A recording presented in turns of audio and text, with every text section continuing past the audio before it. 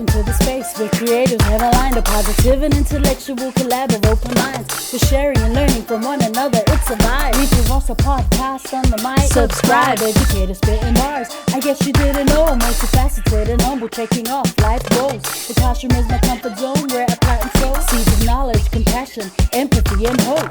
Malo Elele, and welcome to the ReadswithRosa podcast.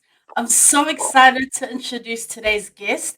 She is an educator, a mother, she is a writer, a blogger, and she is part of the Pasifika Bookstagram fam, all the way from Sydney, Australia, Sela Atiola. Welcome to the show, sis. Hey, thank you. Thanks for having me. I'm excited. I'm excited. I mean, I'm trying to I'm nervous though. You don't look nervous. I think I look more nervous than you. Yeah. Inside, I'm like, oh my gosh. Welcome, sis. I mean, how are you? How is your family out there in Australia? Yeah. How are you doing? Yeah, we're good. We're in a 3-day kind of not really a lockdown, but we've got restrictions back in for a few days. What? But yeah, so back to wearing masks on public transport, supermarkets. But other than that, we're good. It's like normal now, isn't it? Oh, well, I mean, you know, when I see family and friends back in New Zealand, I mean, a few weeks ago, people were at a 660 concert. And here's us, right, here's us in Japan, like, we're still, like, trying to, you know, fight this coronavirus. We don't even have vaccines or anything like that. Yeah. So the fact that you guys are kind of, like, near normal, I'm super jealous, And New Zealand, it's like there's no pandemic. Yeah, I'm, like, so mad. Yeah, they're doing really well over there. They've handled it really great. Right? Yeah. Man. Compared to the rest of the world, especially. But yeah, we're doing good. Yeah, we're getting there. And like where you guys are the have you guys been vaccinated yet? Is that still rolling out or has it started? It's still rolling out. So we haven't been vaccinated, or I haven't been vaccinated yet. We're still trying to get that to, you know, the frontline workers and all of that, but in terms of reaching the goal that the government wanted to reach by the end of the year or by this stage of the year, we haven't quite reached it yet. But yeah, it's taking a while. Man, crazy. And why are you guys on lockdown again? Like, there were a few cases. Yeah, a few cases. Not a lot, but there are a few. Yeah. So I guess they put those restrictions back in place before it does kind of grow. Yeah, that's awesome though. I'm glad your family's fine. I'm glad you're doing great out there. Can you tell our audience just a little brief about yourself? Tell us a little bit about yourself. Yeah, so I live in Sydney. I'm Tongan, so my background is Tongan. I was born in New Zealand though, and we moved here when I was about 3. I'm a mom. I've got 2 kids. I'm a wife. I'm an early childhood educator. At the moment, I'm a stay-at-home mom because I've got my 2 little ones. But yeah, there's not much to tell about me. Wow, actually, that's what she says. But don't worry, fam. Don't worry. We're getting there. By the end of this, she'll be like, wow. She was lying. We've learned so much about her. So let's talk about early childhood education. So, how did you get into that? I mean, were you one of those people who kind of went through high school like, I know exactly what I want to do. I'm going to uni. This is what I'm going to do. Like, how did you get into early childhood? Like, why early childhood education and perhaps not primary or high school? I think, for those of you who don't know, my dad's a minister, he's a pastor. So a lot of my childhood growing up, I was involved with, you know, Sunday school, and I was always working with children or young people in some capacity. So I felt like I was drawn more to the early years. And they're so much fun. I feel like that age group is so much fun to work with. They're so innocent. They're a lot more enthusiastic when it comes to some of the activities that I come up with. So yeah, I felt like my connection with children was more in those early years rather than the, say, primary, secondary, or young adults. But yeah, I always knew that I would work with children in some way, whether it was teaching, whether it was volunteer work. It was always going to be with those first 5 years. It's interesting that you bring up church, because I mean, don't even joke about it. Like, when you come up through it, like Tongan church, Samoan church, I mean, that's where you learn leadership. That's where you learn, the performing arts. That's where you learn, where they push you to, public speaking and that kind of stuff. Do you know what I mean? It's like natural for us to be teachers and educate. That's what I feel. No, yeah. And it really prepared like youth leadership and that kind of stuff. Yeah. No, yeah, I agree with you.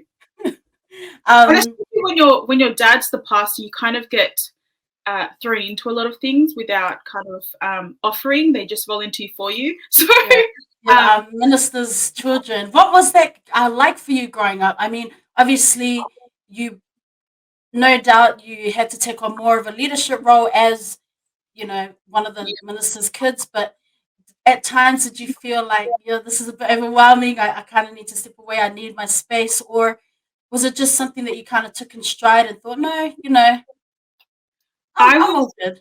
Yeah, I found it difficult because when a parent goes into ministry, you don't have a choice as a child. I mean, that's their calling in life. So as a family, you all go with that person. And I felt a lot of pressure and a lot of expectation put on me. Firstly, being the eldest, and in the Tongan community, when your parent is a leader in the church, there's a lot of people watching you. And so you feel like you can't really make any mistakes because you're being kind of judged a little bit. But yeah, it was there were definitely parts of ministry that I enjoyed, but there was, as a young child, especially as a teen growing up, there was a lot of expectation, a lot of pressure on me. Does that mean that you also are a musician and you play some kind of instrument? You're not? No. You don't play piano or anything like that? That's a shock. There's always like ministers' kids, right? They play music. Yeah, we weren't. None of my brothers or my sister, none of us are musical, so we don't sing and we don't play musical instruments. So we're probably the first PKs you'll ever meet that aren't. That's so rare. I know.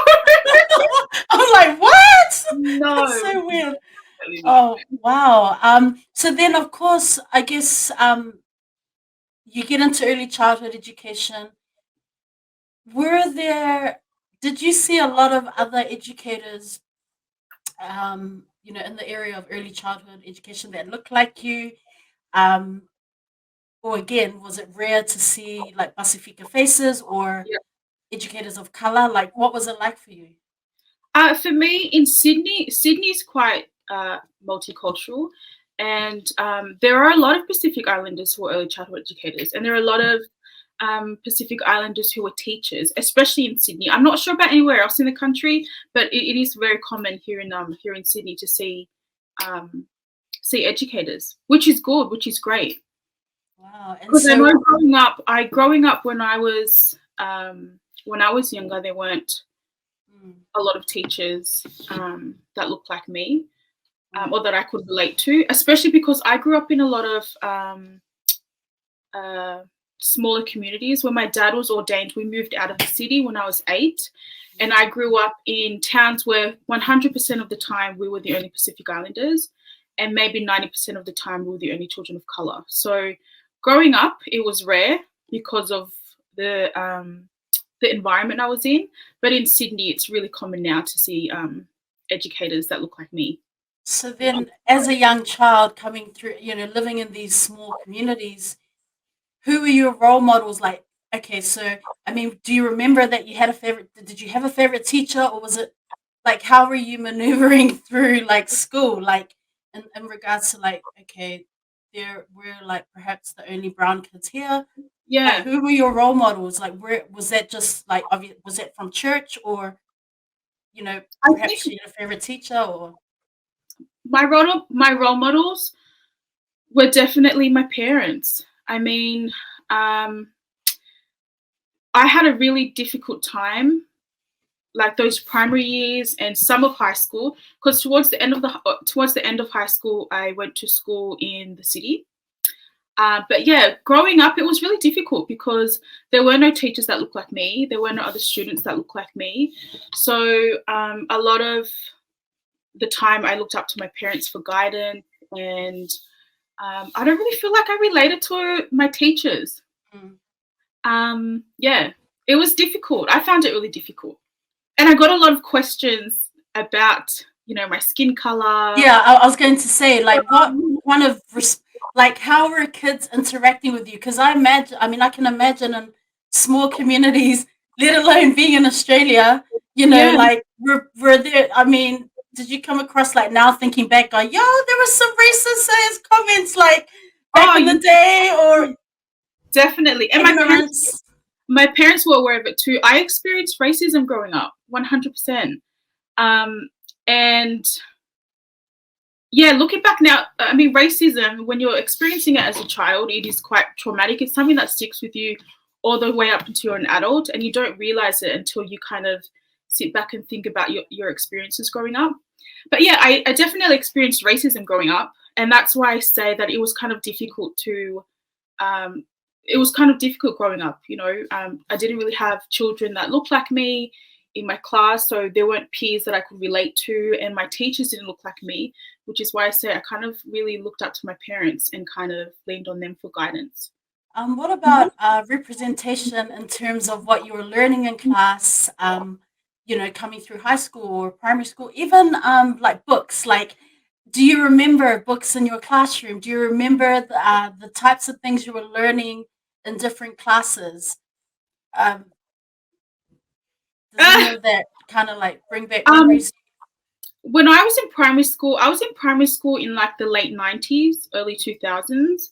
And there were books by Indigenous Australians, so a lot of Dreamtime, Aboriginal Dreamtime stories, which were great. But there weren't a lot of books with diverse characters in them. A lot of the books that I opened were of white children, and they were by white authors, which is fine. But there wasn't a lot of books that I could open up and read and say, oh, hey, look, this character in this book looks like me. Yeah. So then fast forward, and you're now an educator working in early childhood. Yeah. Had a lot changed? Like, were you seeing, because you've said that there's, diverse, multicultural communities educators in Sydney, but were you seeing diversity in regards to resources and materials and books that were being used with your students? Yeah, there's definitely diversity in books, but in terms of Pasifika representation, that's really lacking. Especially here in Australia. There was one point last year where I was looking around for books for my girls, because when I was an early childhood educator, and I think a lot of educators can relate, I spent a lot of time buying books for my students. And when I was looking for books for my girls last year, I couldn't find any books in our big retail stores and our bookshops that included Pasifika characters in them or were written by Pasifika authors. I found a lot of great books by Black authors, by Asian authors, which were all great, but there was nothing that really represented our community. So, stories by Sela. I know we're kind of like going all over the place here. It's just because you say something, I'm like, oh, yeah, we're moving in the direction of our Talanoa. But stories by Sela, I Am Lupe, which is your picture book that is going to be coming out. So I read on your website, the inspiration behind, how you came up with this. So can you speak a little bit to that? I Am Lupe, what is that about? What is your Stories by Sela project? Yep. So we talked about my experiences with the racism a little bit earlier on. And so I Am Lupe is loosely based on my experiences growing up. I got a lot of questions from my peers asking me, like, what are you? Where are you from? And as a child, when you get questions like that, it is confusing. You don't know how to answer the question. You don't know if there's one specific answer, like, am I Tongan? Am I Australian? So so that's where the inspiration for I Am Lupe comes from. And the stories by Sela, like I said, there's not a lot of books here in Australia that represent, our people, and by Pasifika authors. And I really want my kids to be able to open a book and relate to the characters in them. I mean, we've had Moana in Disney, which is fantastic. Right. And there are a lot of Pasifika authors all over the world, New Zealand, America, but there's a gap in that market here in Australia, and that's something that I wanted to start filling up. So that's really where the inspiration comes from. And the idea for I Am Lupe really started last year in COVID, during COVID. I think one of the great things that came out of COVID, I mean, COVID was a horrible time for everyone, but I saw there were a lot of creative projects that came out of it. A lot of businesses emerged, and I think one of my projects that emerged from COVID was this book series that I've started. I had so much time at home to think, and I started writing down ideas, and that's when I Am Lupe really came to life on paper. That is so inspirational, sis. I love it. Because I just really just discovered the stories by Sela. Like I think I clicked on something on Instagram and then it came up and I was like, yo, hold up. Wait, what? I was like, wait, what's going on here? Because I saw a glass of read and I was just like, yo, hold up. And I started reading it and I thought, yeah, this is what we need. And I love that you're just like, hey, no one's writing our stories. I'm going to do it. Right? Yeah. That's the only way to go, right? Yeah. And it wasn't something that I was going to put out there. It really was just meant for my girls to have on our bookshelf. And then I started paying people to edit my book, to edit the manuscript. And then I paid for an illustrator. So I thought, I've paid all this money for it, I may as well. Yeah, I was going to ask, so you're not doing everything, you've actually reached out and you've got a publisher, you've got an editor, you've got all of that? Yeah, so I reached out, I got someone to edit the manuscript. I had a look around online and got an illustrator. And I'm not working. I'm a stay-at-home mum. Right. So I kind of tried to find illustrators and editors that were within my budget. And once I had it, I put the book together and got it printed. I've got an actual book now, and it's coming out in July. I'm excited. I can't wait about it though, because I don't know whether it will be well received or whether people will relate to the story. I hope they do. But yeah, I guess we'll have to wait and see. Brave. You're so brave. Just the fact that you're getting it out there. You did that, sis, and I'm so excited. I can't wait. I'm going to be watching carefully. I'm going to be putting it on blast like you wouldn't even know. I can't wait to buy it. I can't wait to read it. Man, that's so precious. I'm really excited about it. So I wanted to, how long were you teaching an early childhood education before you then became a stay-at-home mom? Like, had you done a few years? And then I think about maybe 7 going on 8 years. I was in early childhood. Oh, I'd love to go back. I think when my girls are a little bit older, I'll definitely go back. I can go back with them and have them in the center that I work at, but I really just want to, spend this time with them. Because they grow so fast. So I will eventually go back.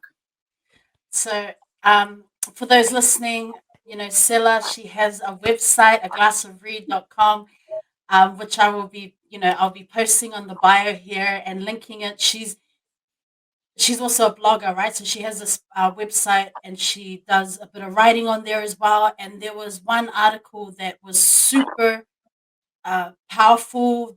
I read it and I read it many times just because every time I went back to read it, I'd catch something that I had missed the first time reading through it. But it was called Let's Talk About the R Word. Yeah. And I wanted to talk a little bit about that because you talk about Australia Day. You also talk about an article that was written in July 2020, last year, in the Sydney Morning Herald about the Jonah, what is it called? Jonah from Tonga. which was a series in Australia. I mean, look, I'm going to let Sela talk about it because I have an opinion on this, but I'm going to get her to talk a little bit about the article, like what, why did you feel that this is something I have to put up there? Yeah, so Australia celebrates Australia Day on the 26th of January, and every time the day comes up, it kind of unearths this big debate in Australia on whether or not we should change the date. And this year I read a few articles on it, but it really had me thinking about racism in Australia. And like I said before, I've experienced it growing up, and it really had me thinking about whether or not it still exists in our society. And I titled the article, "Let's Talk About the R Word," because it's not something that a lot of people like to talk about. When the topic comes up of race and racism, and we've seen it on the news, people say that they're sick of hearing about it or that it doesn't exist. So I've titled it, "Let's Talk About the R Word." And I've really just talked about racism in Australia and racism in the media and whether or not it still exists. Because some people say that it doesn't, and some people say that it does. And I have trouble really articulating my thoughts verbally, and I find it a lot easier to kind of pen down my thoughts. It helps me to unpack the things that I've read and really just write down what I've been thinking and some of my opinions on some of the topics and some of the issues that we've been exploring or we're experiencing here in Australia and around the world. And I talk about this article that was sent to me last year about the series Jonah from Tonga. And it's about a man who believes that this TV show that Chris Lilly created was based on him. But you have to read the article to kind of really read about why he believes that and some of the things that went on behind the scenes that kind of created the show Jonah from Tonga. And when I was reading the article, I thought I'd go onto the Sydney Morning Herald page on Facebook. And I clicked on some of the comments just out of curiosity to see what people were saying. And the comments on there were disgusting. A lot of people were saying, well, it is true. I've grown up with so many Pacific Islanders who are disruptive in class, who have behavioral issues, who are rude. And I just thought, oh my God, if you're questioning whether or not racism in Australia exists, then go onto one of those news pages and look in the comments and you'll find your answer there. So yeah, that's why I wrote about it, because a lot of people were a lot of non-Pacific Islanders were supporting the show and saying, it's a true representation of what they've experienced in schools.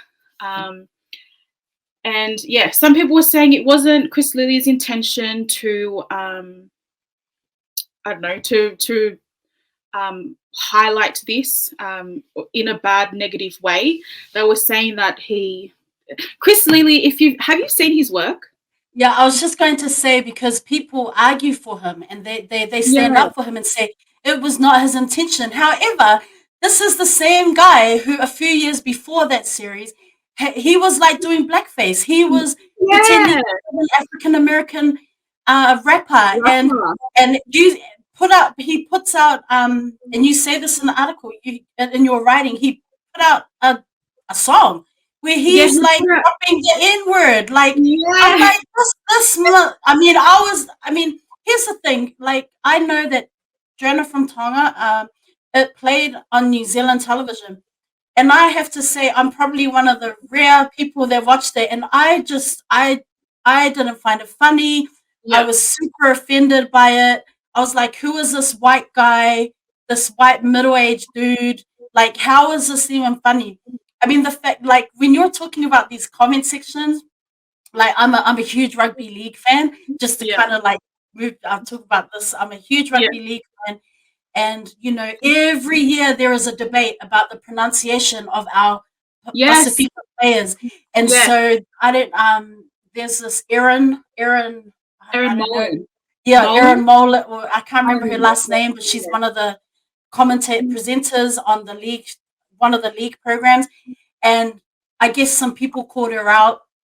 And oh my gosh, White Australia, please stand up. You should have seen people in the comments. They were talking, I mean, disgusting comments about our Pasifika players, our Maori players, all these stereotypical, like racist comments in the six. So when you're talking about the Sydney Morning Herald, I mean, I'm just like, yeah, I can just imagine, like, there is just absolutely no excuse. Like, who, back to the Chris Lilly, I mean, just the Yeah. fact that, whether it's Aaron or whether it's him, that people like White Australia, they never let us down, they don't let us down. They come out full guns blazing to stick up for these people who are really they have a platform, and the things they say and the content they're putting out is just racist to the days. Like, it's not okay. And I never understood why people thought that Jonah from Tonga was funny. Like, Yeah. I just, And I it's didn't. it's so bad because a lot of the things he does there in the show, he really exaggerates, but he swears at his parents, he swears at his teachers. And I don't know about you, but I've never sworn at my parents. I've never sworn at my teachers. Right. And it's not just Pasifika people in Australia that experience that. And it's funny because last year with the Black Lives Matter movement, we saw a lot of videos on social media with Karens and all of that. Right. And it always, in the comment sections, it always seems to be people who aren't people who are white. It always, or people who have never ever experienced racism in their lives. It always seems to be them who say that it doesn't exist and that we need to stop being snowflakes and kind of, they say that we can't take a joke, and it's not a joke. I know, and yet if someone points out something about a white person, they're so quick to jump on it and be like, "You can't say that." Like, I mean, you said it. Like, they have never experienced it, and therefore they cannot speak. Like, who are they to shut us down and to say you can't say that, you can't, you need to just get past it. It's like, no. And when I think about Australia and I think about the Indigenous, peoples of Australia, and just, I mean, Australia Day, it's always interesting on Twitter because I always see it like every year, and in the comments, and it's horrible. And it's like, man, literally, like, I did an interview last week and with one of my New Zealand mates, and he was like, let's remember that, the Maori people, tangata whenua, have been treated horribly. Yeah. But when we think about Aboriginal brothers and sisters in Australia, I mean, that is like so much more. Just the experiences they have, just the fact that they are still being, discriminated against, the racial injustice. It's not, people in Australia, like, general, like, these dominant culture, these DC people, I call them, these dominant culture people, they're just pretending that they have not done this to, the Indigenous peoples of Australia who are still suffering, hundreds of years later from, policies and things like that. And it's like, how do you live in a country and just ignore that? It's so easy to comment and online and blah, blah, blah. But how do you not even see that? Like, I don't understand that. Like, it's crazy to me too. And it's crazy to me. I mean, Australia has such a dark history, and I talk a little bit about the White Australia policy in the article. But it's such a complex issue, and it has so many layers that I really encourage you, if you don't know a lot about Australian history and First Nations people, I really encourage you to to research it and read about it, because they've been through a lot. And there were, for a number of years, I'll just quickly say, there's the stolen generation, where Indigenous Australians, young children, were taken from their parents. And for many, many, many years, and a lot of people up to now still haven't been reunited with their families and really have issues kind of searching. How do I say this correctly? I mean, because I'm not Indigenous Australian, so I don't want to speak for them. I really just want to encourage people to read about the stolen generation, read about Australia's dark history, because it's really horrific, really traumatic, and there are still a lot of people now who are experiencing hardship from things that happened hundreds of years ago and continue to happen today. So they've had lasting impacts. So if you are able to read about it, because it will blow your mind. Like, it's still, even for me. Knowledge is power. Educate yourself. Learn about it.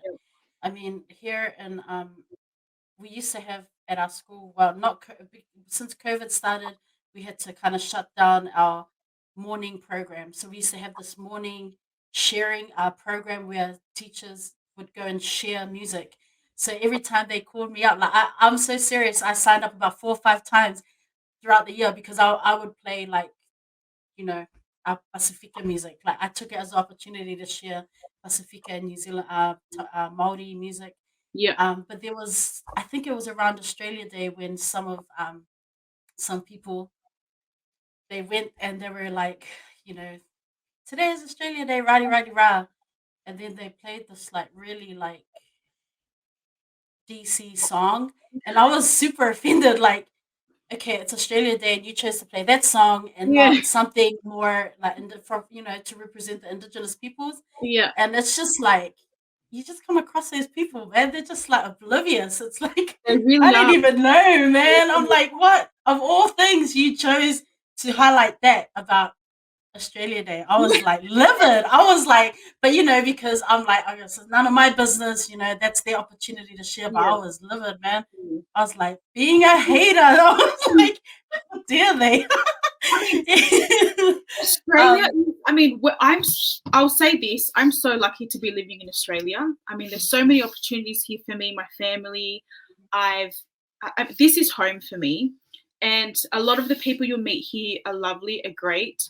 But I mean, when you click onto articles like the one I was talking about, or even if something comes up on the news and say that there was a robbery or whatever it is, and if the person is not a white Australian and is another ethnic group, and you click on the comments, it's always something like, oh, this happened overseas, like don't bring that rubbish over here, send them back to where they came from. And a lot of the times, these people were born in Australia. Like, they are Australian. What are you talking about? But you know what's even more hilarious is when DC people talk about, when the dominant culture people talk about, go back to where you came from. It's like, let's talk about the convicts. Let's talk about back up, stay in your lane. Let's discuss those convicts that were brought over from Ireland and Scotland and England. Let's talk about them, how they came in. It's just like, even in New Zealand, same thing. And it's like, yo, the British were the ones that came and colonized. Exactly. The British went all over the world, and they even went into India. Like, come on now. If anyone needs to get out of there, it's the DC people. Like, it's crazy. Like, it's like, it is crazy. I'm curious, Rosa, what's it like for you in Japan? For me, living here, like, I haven't had like a personal like experiences in regards to like racism. Like I feel, okay, let me tell you, when I'm here, it's because like I feel like privilege. I have privilege in a sense, being here. But when I go home to New Zealand, like, I could be walking in a store and they're watching me through the mirror. Do you know what I mean? Like, these are like, when I go to New Zealand, that's when I feel straight away I'm being watched. Yeah. People second guess you, your intentions walking into a store. People, I feel that like, oh, I'm back home. People are looking at me. Yeah, you can because sense I'm a brown. I can sense it. I'm a Samoan. I get that. And I remember when we used to go to uni, and that like at uni, like would go down to for lunch in the city, and like there would always, like, sometimes I'd have people like doing surveys and stuff on the street corners and stuff like that. And all the time, people would just, they would never guess that you were a university student. They would just Yeah. make assumptions and, these stereotypical questions and preconceived ideas about who these brown kids are, Yeah. walking on What Queen is it? Street. Yeah, like, why are you, like, oh, well, how did you get into university? Those questions. They Yeah. would never ask. They would never ask that to someone from DC culture. No, it's like, so when I go back to New Zealand, that's when I always feel like, damn, I feel like little. I'm Yeah. not saying that here you're like this, oh, yo, I'm the bomb. Yeah. Not that at all. But here, like, I'm treated as I'm here because I'm a professional. I have a Yeah. job. I'm doing Yeah. that, and I'm not judged for that, right? Yeah. And so when I say that, I've not experienced like um you know, being out, racism or anything like that. I find that people here, they really like Pasifika people. Yeah. They really like Pasifika and Maori people, right? And Okay, yeah, that's good. They're very yeah, welcoming and very accepting of you guys being over yeah. there. But in saying that, I got issues because Japan obviously, um, like every country, Japan is not, Japan has its issues in regards to race relations. You know, I speak often, try and speak to my students in social justice about, the plight of the Zainichi Koreans. Mhm. And the treatment of Koreans in Japan. There's also the indigenous peoples of Japan, so in Okinawa as well as in Hokkaido with the Ainu. So, just the treatment of the indigenous tribes, the indigenous peoples, Mm. Japan needs to do better, Yeah. in terms of policy, but yeah, treatment of Koreans. I have, like, here in Japan, there's this, like, where I live, there's a center for the Zainichi people, but this center has been vandalized over and over and over again. Messages sent in, racist things Wow. going on, just because of this whole, like, Japan and Korea, you Yeah. know. But these are, the Zainichi, these are people who are Koreans who have been born, they've been here, they've got generations of family that have, were brought over, they lived here, established themselves, but they just don't get that status of, uh, being Japanese. So, Yeah. while, I love living in Japan, obviously, well, I'll speak about that in a minute, but, there, just like any country, that there are, the government needs to do better in regards to policies and things like that when it comes to indigenous peoples, and then just even the plight of and the treatment of the Yeah. Zainichi Koreans.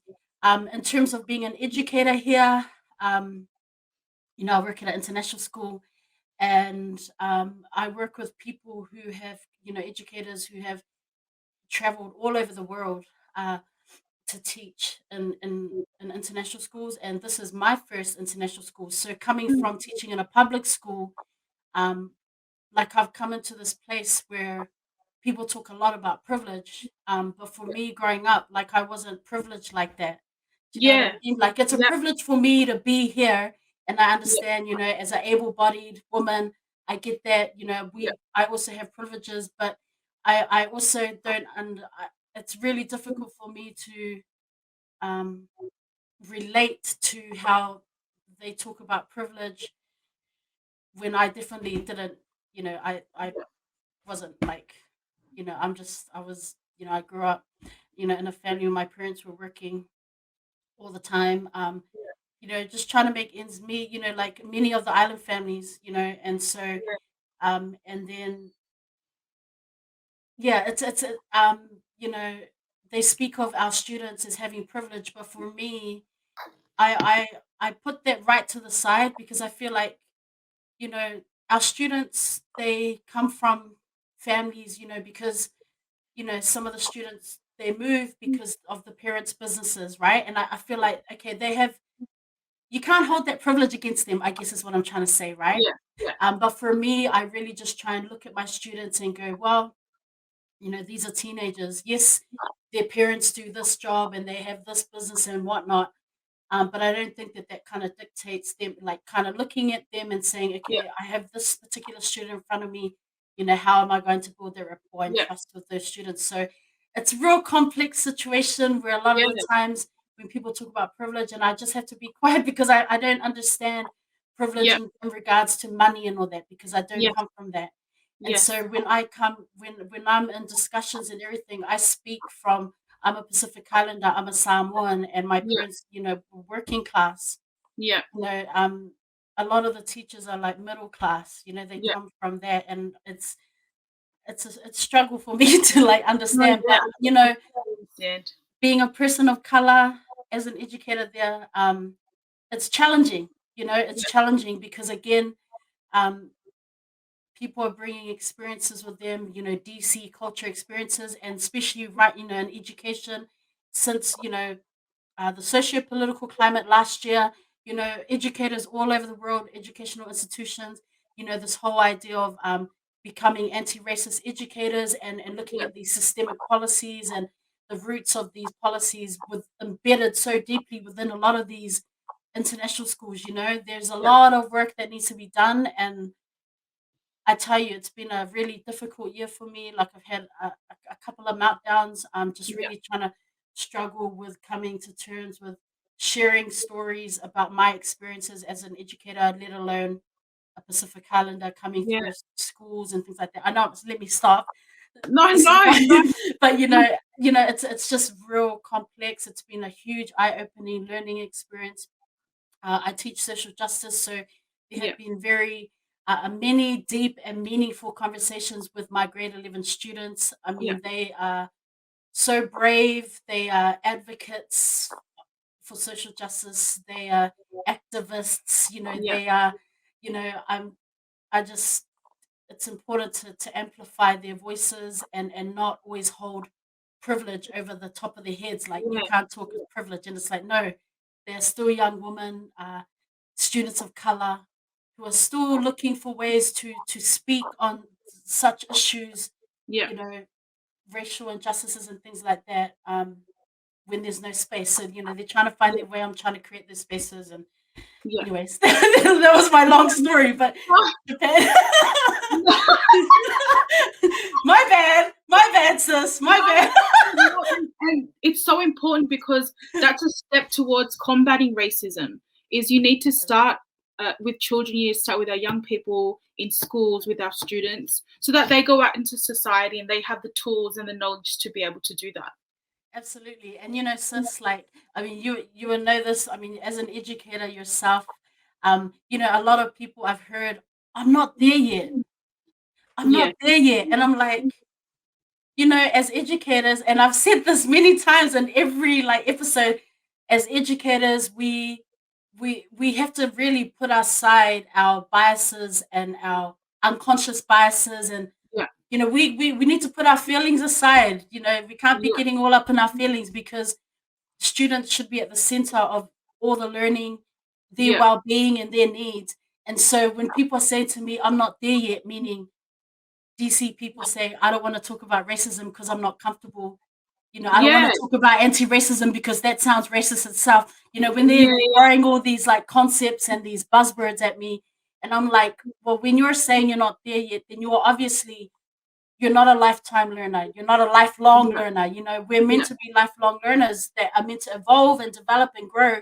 But when Yeah. you're saying I'm not there yet, you're basically saying I don't want to talk about it. And I'm just sit over here and just wait until I'm ready, whether it's 10, 20 years down the line, and it's Yeah. just like, nah, man. It's like, that's where it starts, is that if students are looking at us as role models, when we have to normalize these conversations on Yeah. racism, and not be afraid to share stories. And it shouldn't just be people of color sharing stories, because it's draining.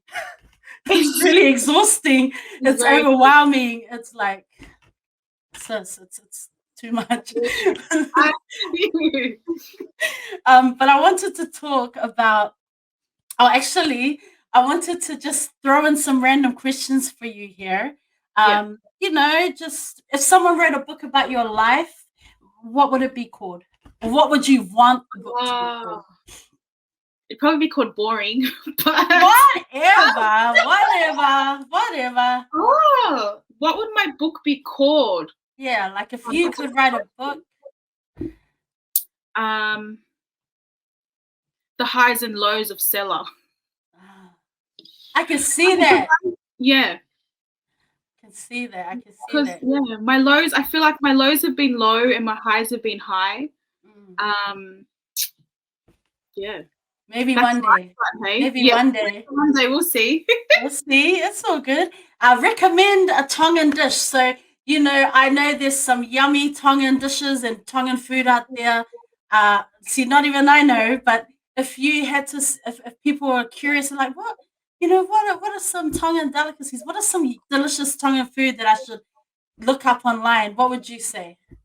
Definitely lusipi. Lusipi? Lusipi. And otai. You have to pay your lusipi with the otai. The otai. Have you ever had otai before? Surely. It's like a fruit drink. Oh, okay. Yeah. Okay. Beautiful. So I'm now after this, I'm gonna have to go Google so I can, when it gets to this part of the episode, I'll be like, bam, there you go. That's what it looks like. That sounds awesome. What country have you always wanted to travel to, or if you could take your family, after all COVID has died down, where would you take your family to if you could? I'd love to take my family to Fiji. I've never been to Fiji. I've always wanted to go there. And somewhere I've always wanted to go since high school is the UK. What's that? Oh, sorry, that's fantastic. What? I know what it is. You want to go see Queen Elizabeth, huh? Royal family. That's where you're like you want to go and take a photo outside Buckingham Palace next to those men who don't move. You want to make them laugh and try and catch them out, huh? Or the tourist life.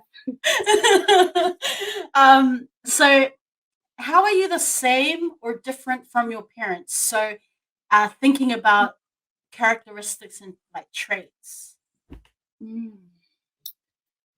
am I the same and different to my parents? God, these questions are good. I would say I'm the same. This is a hard one. You might have to edit this. No, you're all good, sis. Take your time. You are all good. How am I the same and different to my parents? I'd say I'm the same as my mum in terms of parenting.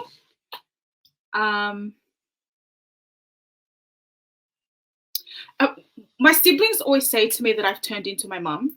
I don't know if that's a good thing or a bad thing. I'll say it's a good thing. But like parenting wise, I'll say that my mum's very nurturing and she's very, she's got those maternal instincts. I don't know if that comes naturally when you're a mother, but I'll say I'm the same as my mum in terms of parenting styles. I'm the same as my dad in the sense that my dad's very opinionated, and I think that I'm very opinionated as well. I'm not always verbal with those opinions, but yeah, I'll say I'm similar with my dad in that sense. Nice. And what things in life are still a mystery to you? Or what's something in life that's still a mystery to you? Something in life that's still a mystery to me. Can you give me an example? I think like sometimes I think about purpose. Like for me, sometimes I think like purpose, like people, like for me, I'm a real believer in like everything happens for a reason, like God's timing, right? Yeah. And so when things, when I'm thinking about things that I want to achieve and stuff like that, I'm always thinking like, what's the purpose of me doing this thing? Like, yeah, what's the reason that I'm doing, like, like, well, what is the reason this hasn't worked out? What, yeah. So that's always, I don't think that, because sometimes I think that just when something has like I've figured it out. Like, yo, I think this is my true purpose. Yeah. Like even now, I still think, is this my true purpose? Like, Yeah. how else am I going to grow, and what other ways can I? Yeah. What is God's purpose? So that's so That's yeah, your that's my thing that's that a I'm good one. always thinking about. That's a good one. I think something that I always think about, and I don't know if it's healthy, but something that I always question is myself. Self-doubt is very big for me. Um, I don't know if it's a lack of confidence but I always question if I'm like with this whole writing the book series. I doubt my abilities to do that and whether or not um, some of the things that I commit myself to are going to be worthwhile or successful. Am I the right person to be doing this? Am I qualified to be doing this? So that's something that I think about a lot, self-doubt. Mm. Does that make It sense? Yeah, it was interesting. It's interesting that you bring that up, because when I'm reading your website, and when I was reading, I guess, the story behind how you decided to write this book, there's definitely no self doubt there. You know what I mean? I read that and I thought, yo, that's super inspirational. Like, I could tell that you're someone who is driven, and like really kind of like, you know what? I'm just gonna go. I'm just gonna put myself out there and do it. And Yeah, that's, so that's just from me as an outsider, yeah, like reading about the background story, and just even hearing you say that. And I mean, yeah, like self-doubt, I think, understandably so, like, just the idea of like, okay, I'm putting something so precious, yeah, and so your personal story out. and Yeah, personal out there. And like, I just feel like if you didn't put it out, you would probably be kicking yourself oh and yeah, always 100%. wondering, like, what if I did, or Yeah, and I think, like you said earlier, how will it be received? Um, yes, I think that people are always going to have an opinion. oh Um, 100%. like even with, and I just think, like, as long as you know that you've given 200%, and um this is my why, this is why I did it. Yeah, That's all that matters. Like, I feel yeah, like, because even listening to you talk about it, and just this idea of like, this is something for your girls, this is for your yeah, family, this is yeah, your legacy. Like, I think that's super. That's all that matters. And I in this day and age, well, not so much Pasifika, but there are a lot of, authors are always putting books, and, they're writing out. And like, that's why for me, like when I write reviews, I always try and find something positive. yes, Most of the time, I review books that I like, that yeah, I really, I read it and something resonated with me, because yeah. um, I guess this will take us on to our next topic of being, bookstagrammers. I'm like, whoa, we're bookstagrammers for real. Like, who are we? But Who sis, is when like, I just think you're so courageous in putting it out there, because like, I hate when I read negative reviews.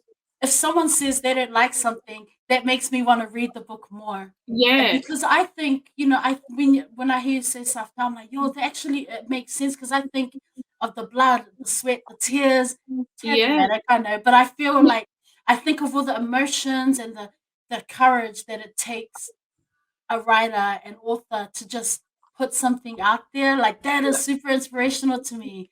Like, I always think, yo, yeah, maybe I should write a book, but then I'm like, yo, I didn't even know, what am I going to write a book about? I don't know. you should. You should But definitely. so, And sis, you I read think, so much too. I mean, let's talk about Bookstagram while we're here, because, like, right now, it's, we've got this hashtag Pasifika Yeah, Readathon challenge. It's let's go. Pacific Islander. Yo, let's go! Asian American, or Asian Pacific Islander Heritage Month. Um, there are all these hashtags out there, but I am so excited that I am able to connect with you, Sela, my sister here, with all these other Pasifika bookstagrammers that I didn't even know existed outside of I you. know. Mara, shout out to Mara. Mara, shout out to Katrina. You Yes. know, you guys were the first, and then talk to me about Yeah, bookstagram. and now we have a whole big community of it. We've Wow. got that whole big group, which is amazing. I remember when I first found you, Mara, and Katrina, and I thought, oh my God, I'm not the only like Pacific Islander posting about books on Instagram. Right. I love it. I love it. And like I like to click on the hashtag and just see other people, just seeing other people who are using the hashtag and just reading, you know, books by Oceania authors, like Yeah. it's so important. Like representation, like you've alluded to already, in regards to our stories, our people, Yeah. we need to get it out there. And let me tell you this. Let me tell you, man, because this hashtag since May 1st started, and this hashtag has been going around. Like I follow Audible, Epic Reads, Goodreads, Libra FM. I follow all these like obviously big companies, right? Yeah. And they have been doing I feel like people just copy pasting these messages like in support of AAPI, and then what pisses me off, and I need to chill, really I need to chill out. Pisses me off is that they put up these books and I'm like going, scrolling, like I'm going swiping, and there's no Pacific Island. So I do this whole spiel in the comments. Hi, please follow our hashtag. There's a collective of us, Pasifika, which means Pacific Island. Yeah. Pacific, there's a collective of bookstagrammers, and we're just trying to highlight, literary right. You know what? They all ignore me. They didn't even like my comment. Only one page liked my comment, which was penguin classroom readers, something like that. I was so grateful. I was like, the rest of you can just get lost. I'm like, I'm about to unfollow you guys. But it's so frustrating. It is. It's really frustrating because once again, our voices are ignored.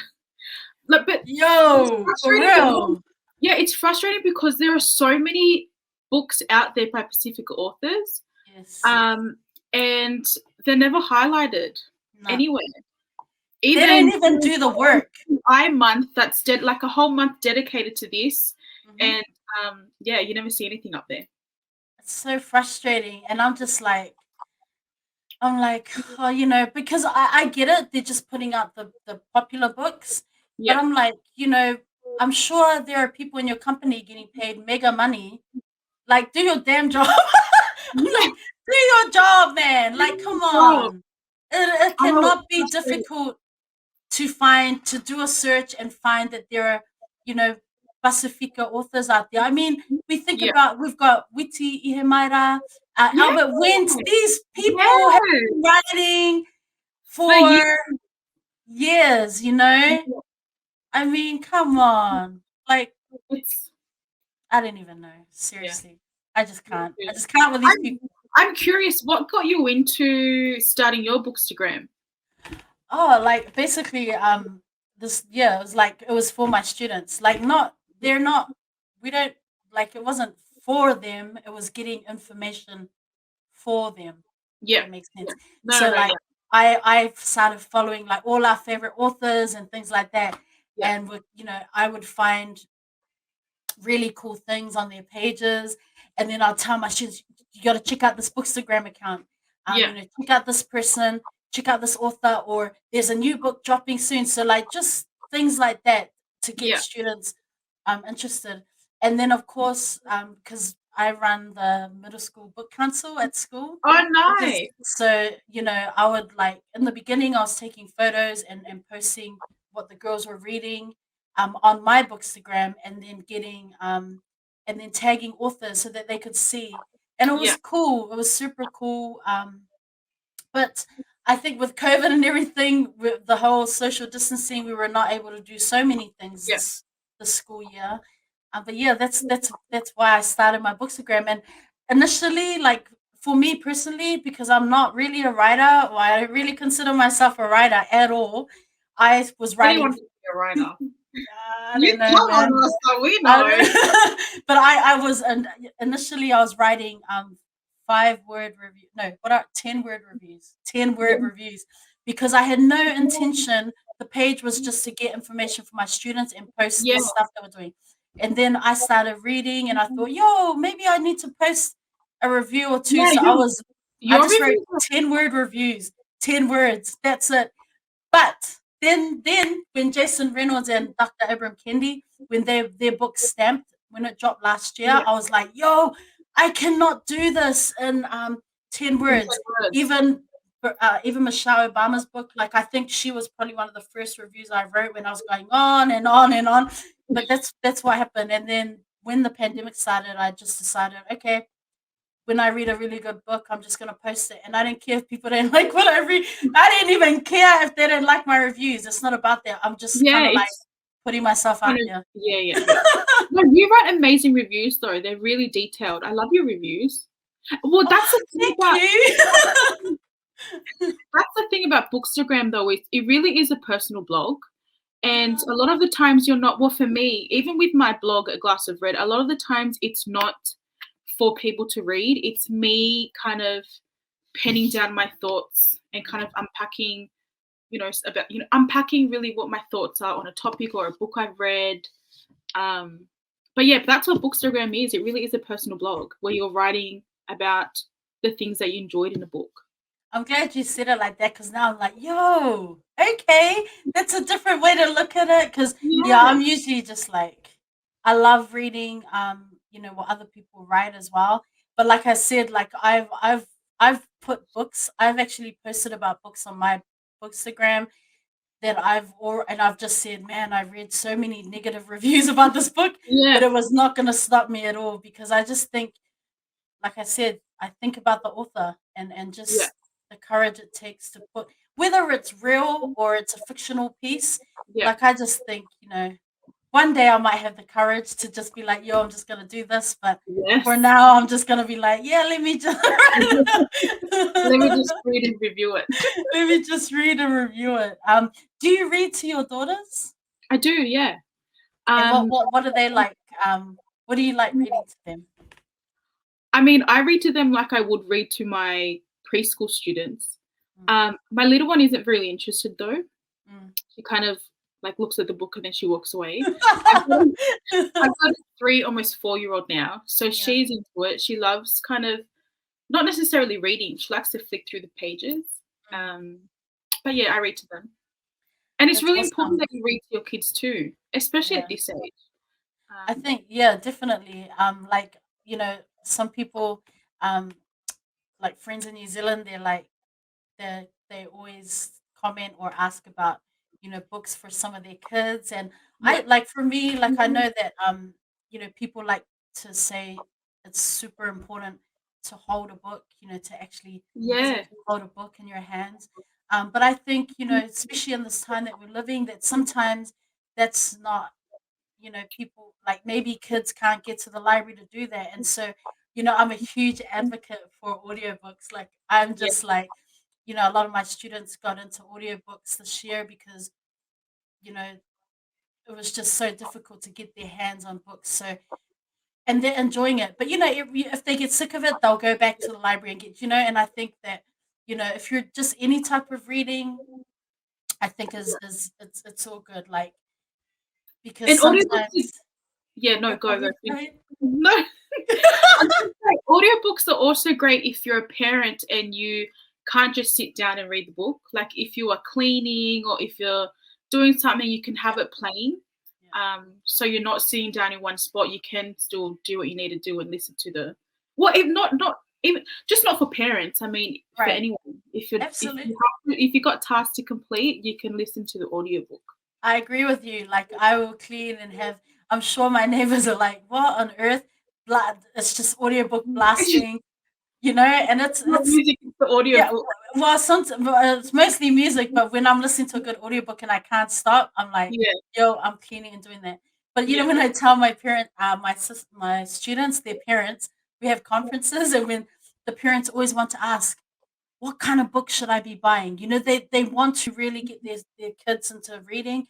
What should I be buying? And then, you know, because someone has shared, you know, I just keep buying books and there's a whole bookshelf, but she never touches it. And I said, have you thought about audiobooks? You know, there's some free Audible sites available. There are sites where you can get free audiobooks for students.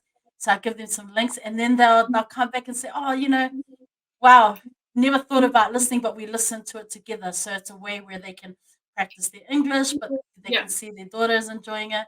So I just think, you know, any type of reading, whether it's listening, you know, you can't get mad at that, right? You just promote any type of reading. I think is super important. Did your parents read to you when you were growing up? Do you remember? My mom read to me. I tell what I do remember. And I spoke to my sister about this the other day because we were talking about my Bookstagram and my children's book coming out. But my dad used to, before he became a minister, before he moved out of Sydney, I remember him getting us a library card. And once a week, he would take my sister and my brother and I to the library and we would borrow a book. I don't remember sitting down with my dad and reading. If it was reading for school, you know, when you're in primary school or elementary school, you take home your book and you have to sit down. Bag and you sit there. Yeah, and they tick it off or whatever. I remember doing that with my dad. Yeah. But I also remember him taking us to the library and making us choose a book each and taking it home. But yeah, those are my earliest memories of reading. I didn't read in high school. Yeah. I think I picked up reading again when I was like in my early 20s. But yeah, they're my earliest memories of reading from my parents. Awesome. That is so cool. What values do you 100% believe in? What values? Honesty. I mean, I want to raise children who are honest with themselves, honest with the people that they love. Kindness, kindness to me goes a long way. And if that's something that you can instill in your students or your children, you really want them to grow up and be people who are good to be around. Yeah. That's cool. Kindness, honesty. Do you have any book recommendations or any did you have a favorite book growing up, or do you have any books that you think, hey, I need to tell the audience so they can check it out? Book recommendations. Well, there's 2 books I really loved this year that I read. So The Happiest Man, is it The Happiest Man on Earth? The Happiest Man on Earth by Eddie Jaku. Okay. I read that this year, and I think that was one of 5 reviews I gave. So that book I really highly recommend. It's about a man. He's 100 years old. He lives here in Sydney, who survived the Holocaust. So it's like a memoir. So I highly recommend that if you can read it. One book I really loved is Let's Talk About Kevin, or We Need to Talk About Kevin by Lionel Shriver. It's about a student in America who goes into his high school and he murders his teacher and a few of his high school students. And it kind of brings up that debate of nature versus nurture. Was he a product of his environment, or was it his upbringing? And one book recommendation I will give, because it's AAPI month, is something I just started reading, We Are the Ocean. Okay. Have you read that? I've never read it before. Yes, is that by something?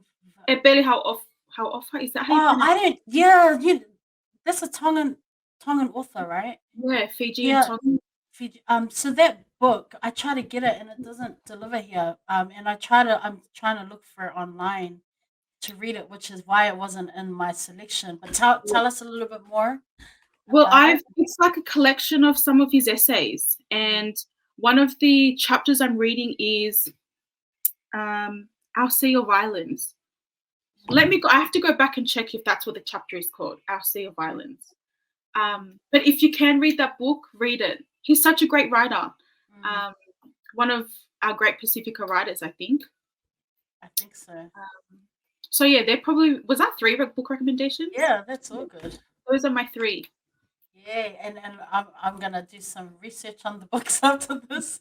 Oh, I want to ask about your website. So was your website something that happened during the pandemic as well, or had you been kind of like writing before that, like prior to the pandemic? I had been writing prior to the pandemic on my laptop. And then when I started my Bookstagram, I started the blog just to post my reviews on the blog. Yeah, that's when I started the website. So I wanted to also thank you. So just for our audience, man, I was super like excited because Sela reached out to myself, to Mara, the Cylinder Reads, to Katrina, Polynesian Reader, and to me. Thank you. And she wrote, like, you wrote just, yeah, you asked us to, you featured us. Like, no one's ever asked me that before. So I was like, is she serious? Like, maybe but it's like, not even like a big, because you guys were the first 3 that I connected with that were Pacific Islanders. So I was like, whoa, I need to write about Pacific Islander people that read, that love to read. It. I was like, yo, fam, I'm featured on this like blog on this website. Like, it was super dope. So thank you so much for that, the opportunity. Like, yeah, I was like, I think once I like connected with you 3, I was just like, wow, there's a possibility that there are more of us out there. Yeah. And it's growing too. There's so many more. Yeah. Yeah. So like, there's one the one I don't know her name, but there was a Samoan bookstagrammer who she found me on Twitter. I didn't even know, but so she connected with me on there and then added me on Instagram, and so I added her to the group, and she was just like, "Thank you so much." I was like, "Sis is so good. We're just one big ainga here." Yeah. Welcome to the whānau. That's how we roll. You know, like, so it's super awesome. Like, it's always, the chat's always going off, and I'm just always trying to like scroll. Me too. I'm always trying to catch up. I'm like, man, I gotta do better. Yeah, there's some good shout out to everyone on that group chat because there's some good discussion that goes on there. Yeah, hard, man. I was like, man, these people know this stuff. I'm gonna just sit back here, scroll and read, man. I'm like, don't even say anything, just learn. For real. Okay, sis, I know you got to get back to your family. I am so honored that you have come on the show. Like, I can't wait for your book to drop. Is it going to be a series of books, or is this just kind of like a one-off? So this, it's not really a series. So I Am Lupe is like just a book on its own. But I've got some ideas that I want to write about. Yeah. So we'll see how this goes. If it's a flop, then we might just have to have. Nah, man. You know, honestly, we get our stories out there. Your story is important, and I no doubt know that that people are going to be able to resonate with it. So I just want, before I let you finish, wrap up the show with some words of encouragement, or a quote or whatever, something. I just want to say thank you again, Sela. Sis, it's just, I'm so grateful that you. Oh, thank you. I reached out. And you were like, "Yo, let's do this." I was just like, "Will she say yes?" Oh my God. Yeah, it's just to know a little bit more about you. I mean, it's I mean, it's good to finally like put a face to the name because we're on Instagram all the time, like chatting, commenting, supporting each other. So it's good to be able to finally chat. And I just want to say the last thank you is just for supporting the podcast, because I know you're like out there checking that out. Like, it's so I'm just so grateful for people, just the comments and the encouragement always, and the support. Like, it means so much, because like I said, I'm not a professional, man. I just love it. I love it. And I'm a big podcast listener. I love listening to podcasts. So and I love yours. I love the people you have on here too. So and I especially love your friend Erica.